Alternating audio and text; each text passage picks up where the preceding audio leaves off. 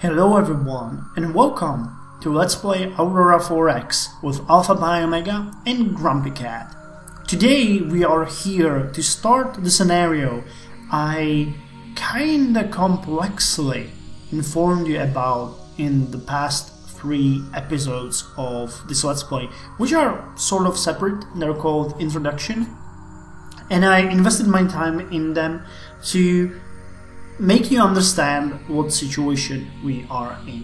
And by the look of disgust on Grumpy Cat's face, you can probably guess that the situation is not good. We'll get into that in a second, but let me start by saying that I'm kinda, well, actually kinda is not really how I feel. I'm absolutely thrilled about the amount of comments and likes and interaction I got from you guys while starting this series. So if you can keep this on, you will make me a happy man. Connected with this is the fact that I have added several characters into the game based on the requests posted on the first 3 introductory episodes. We got John Dillahunty, who is now governor of Vesta. We got Misora Hinonami, who became ship captain of fast attack craft tender USF Hood. We got Marnos Kalgar, who requested ship captain, but instead, based on the description of the character, I decided to make him a colonel of the 3rd Construction Engineering Corps at Vesta, because that one is going to be very useful in the long run. We have Adrian Buckshot Holt, who is a freighter transport captain. He has high logistics skill, currently serving on PC Foxtrot 005, but soon to be transferred to a freighter duty. We got Mario Monkey Mark, who became Lieutenant Commander of PC Foxtrot 17. We got Dominic Brady, who is commanding PC Foxtrot 14, Abe Finkelstein, who is commanding PC Foxtrot 13, and Des Doc Phillips, who became a commander of an asteroid miner AM Everest 002 as per his request. 2 characters are remaining to be added to the game. As mentioned before, Sir Echo Scott, we still have no census scientist because we didn't play. And I got Matthew Young, who is supposed to be planetary governor, but I still have no planetary governors free for such a task. So these 2 characters will be added as soon as we start getting some extra characters into the madness. Now, with all that said, I think it's time to actually start the game and look on the state of our Empire.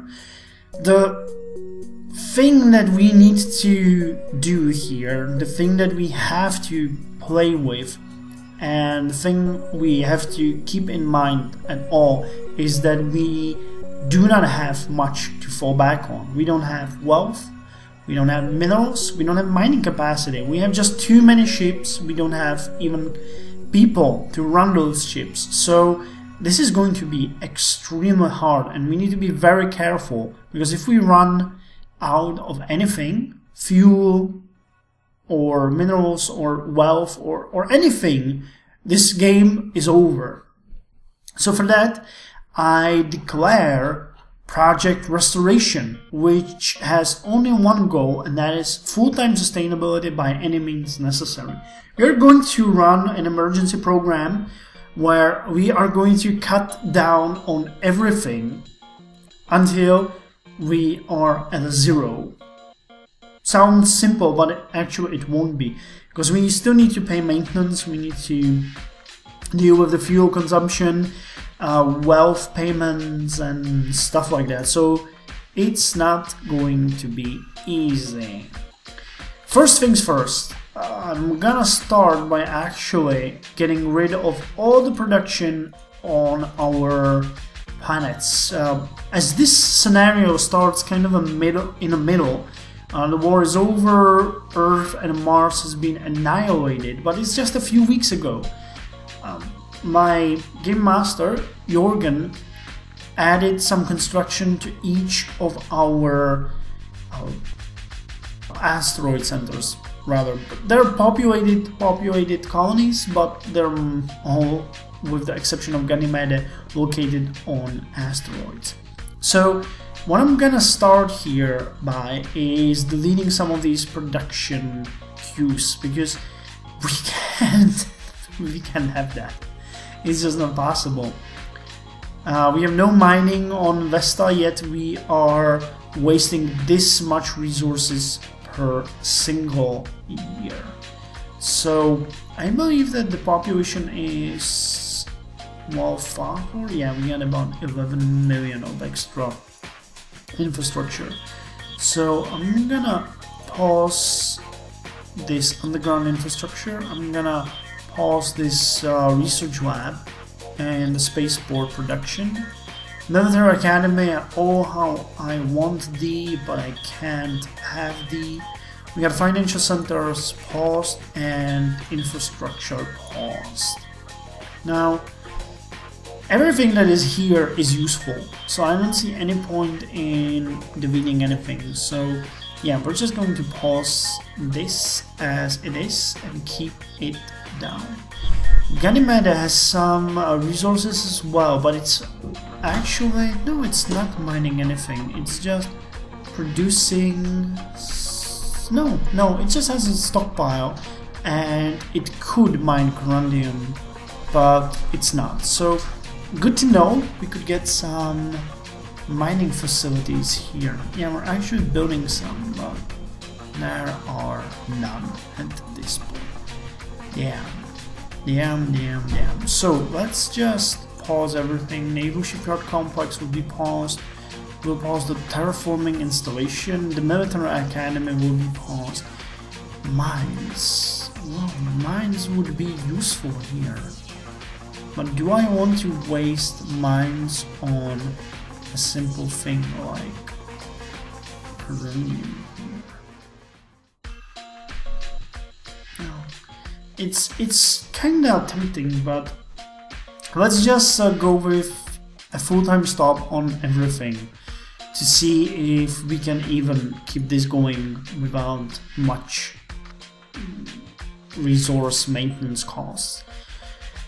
Well, Ceres, construction facilities, underground infrastructure, financial centers, research lab, maintenance supplies. Yes, we are pausing everything because this is just, you know, not going to fly. No mining going on here. Palace is as bad as all the other ones, so shut down everything. We are screwed. Same in Aurora, though. No, Aurora has no mining as well. So pausing this queue. See how it's going to work. Eros, construction facilities and underground infrastructure, both useful. We can't afford either. Though Heb has a uranium and it's actually producing. It is producing, so we got maintenance supplies available, 150 fuel available. Yes. And we got population supported by infrastructure, and we have extra people. No, we have a worker shortage here. But this is important. This could be one of the things that we need to take into consideration. We need the uranium. We need it badly, and there's a great accessibility here. Same with Vendorite and Iridium. So I might go as far as to actually restart production of mines on Vesta. And wait, no, it wasn't Vesta, it was Ganymede? Oh, on Ganymede. On Ganymede, and start producing mines here and transporting them to Hebe to have some sort of rudimentary production there. Though we have that, we have uranium and basic Vendorite and iridium. No thorium though, no thorium. So yeah, I'm gonna go with that. How much stockpile do we have? We actually have some. One of the mines cost 60 uranium and 60 corundum. We have 1,000 uranium and about 500 corundum, but we will be mining it here. So we can go with, say, 10 of these mines being produced and unboss. So this is our first production task. We will be mining on Hebe and creating the mines on Ganymede. Now there's also a few things that I would like to go over before we continue to make you understand a bit better what the game is going to be like. First of all, I forgot to mention a huge thing for this Let's Play. There will be no mass drivers. So every single piece of minerals that we will mine will have to be carried by a freighter from place A to place B. So whatever we decide to do, we absolutely have to take that into consideration. So no automatic launching of mineral packets, we're just going to do it by hand.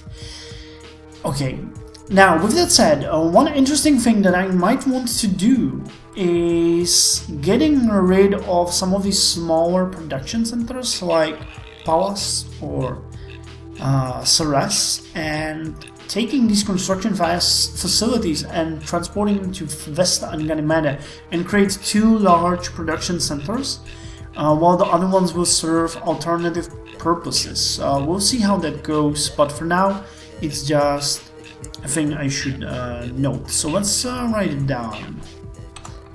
Tasks. Create a production center at... oh, sorry. Aurora is kind of weird with it. Vesta and Ganymede. Was that Ganymede, the other one? Yes. Okay, so this is a thing we need to take into consideration and move our, basically, well, I wanted to say focus on it, but we will not focus on anything at this point. We're just going to be glad that we are not dead. Apollo, Leo, Iris, Thea, Panopea, and Harmonia are places where we are mining. So let's look. Tritanium and the right. Okay, we're mining thorium here on Panopea. That's important. We're mining some uranium, marcassium, corundum here. More uranium here, corundum, galicid, and thorium on Apollo. Okay, so we have some rudimentary mineral production here and there. We know that at this point, I think we got everything. Uranium. Okay, we don't have neutronium, it seems, anywhere. Any of these mine neutronium? No. Okay, so so we don't have everything. God, what a great start. We don't even have basic or minimal access to resources at this point. How freaking awesome is that? Well, we don't have minerals. We need to find those. Some of you ask me about Earth. Earth actually does have a large amount of minerals. So does Mars. The problem is we cannot just go there and lay our hands on it. You can see that uranium, neutronium, carbamide, everything is there. But Earth is irradiated so bad that there is no way we could have any production going on there. It's going to take hundreds of years before we could get even the basic production going. So it is off limits. Not to mention that there are tribes of mutants roaming around Earth which will attack anything that comes even close to it. So no.